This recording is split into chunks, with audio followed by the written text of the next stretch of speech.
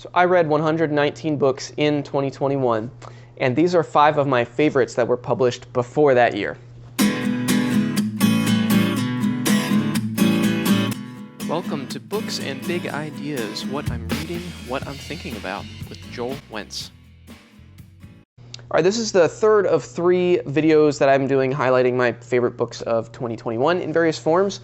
I did one video of my favorite fiction published in 2021 and another video of my favorite nonfiction that was published in 2021. And this is kind of the other bucket of all the books I read that were published before 2021. And so out of the 119 books I read, 33 were published in 2021, and which means 86 were published before. And that covers a whole range of fiction, nonfiction, journalism, history, theology, philosophy. I read. That's the kind of stuff I read.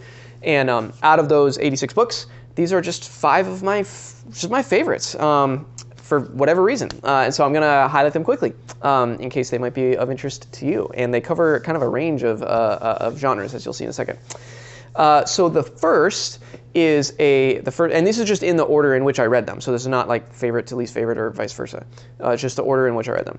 The first is a book called The Fire is Upon Us by Nicholas Bucala. I'm not sure if I'm saying that right.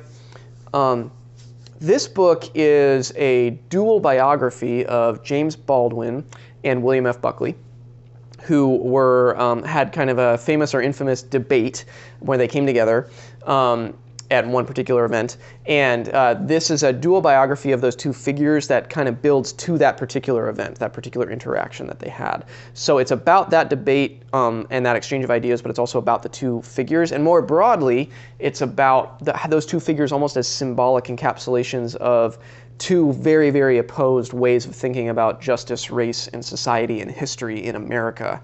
Obviously, Baldwin being of the more progressive wing and Buckley being the more conservative or neoconservative kind of response to that. So this book is so good, and it's so well written. It's very easy to read, but it's very academically rigorous.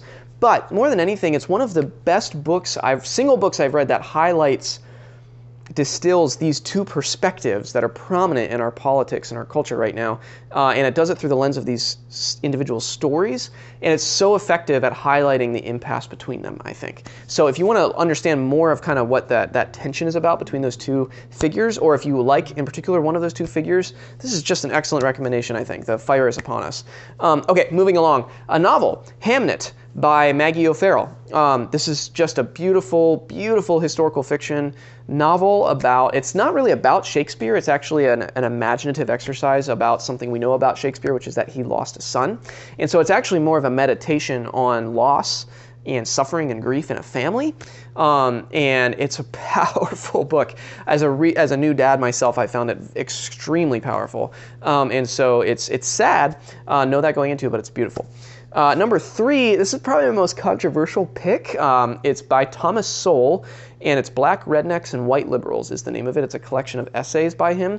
And I get he's controversial. I get why people don't like him. I think sometimes he overstates his case. But he's a serious intellect, and this book in particular is really well written. His arguments are clear. He's an extremely clear writer for being as smart as he is. He's very unpretentious in the way he writes, and you can agree with him or not, you can understand his arguments, which I find extremely valuable. And there's a few essays in here that I just think are really important reading material if you want to have an informed, nuanced perspective on history. Again, agree with him or not, he's a helpful scholar in a lot of this, especially global history, and particularly as it interacts with economics, because that's his primary training. So it's Black Rednecks and White Liberals, in which he gets into, obviously, race, cultural criticism, and cultural commentary on some of the conversations that are happening around justice and American history. So it's really good, and I would argue that Thomas Sowell should be read if you want to have, a well thought through perspective on these issues. So it's a great book. Number 4 is The Tyranny of Merit by Michael Sandel. This book was kind of a paradigm shifter for me. I've read a lot, like a lot of people, I've read a lot of journalists and historians and pundits and people wrestling with kind of the Trump and post-Trump America and what does this mean for our culture and where are we going and what happened in the Trump election and whatnot. And this book is one of my favorites on that subgenre or subtopic, in which he talks about merit and meritocracy and how different factions in America have kind of claimed meritocracy and what are the implications of that, and particularly what are the shadow side implications of that. So if you are on the underside of, like, in terms of class, if you're on the lower class structure in America right now, what is the whole idea of, well, what you get is what you earn? The flip side of that is, well, you don't have because you haven't earned it, because you haven't either tried hard enough, or you're not worth it, or something. He unpacks that in a really powerful, compelling, persuasive way that lended a nuance to my whole understanding of what's going on socially and culturally in America right now, and I found it extremely helpful. So that's The Tyranny of Merit by Michael Sandel. And then last is another novel. It's one of my all-time favorite novels of all time, and that is Dune by Frank Herbert. Hardly needs me to recommend it. And I read it, of course, I reread it because of the movie coming out. But man, I re-entered that world, and it is just an exquisite, in my opinion, it's an exquisite science fiction novel. It's a classic for a reason.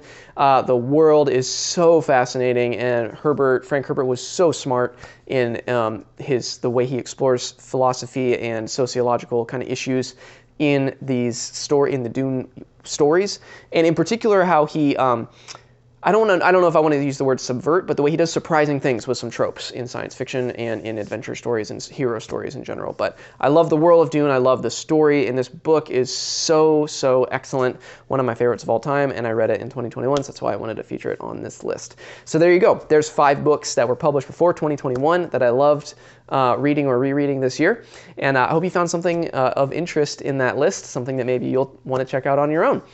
So as always, thanks again for watching.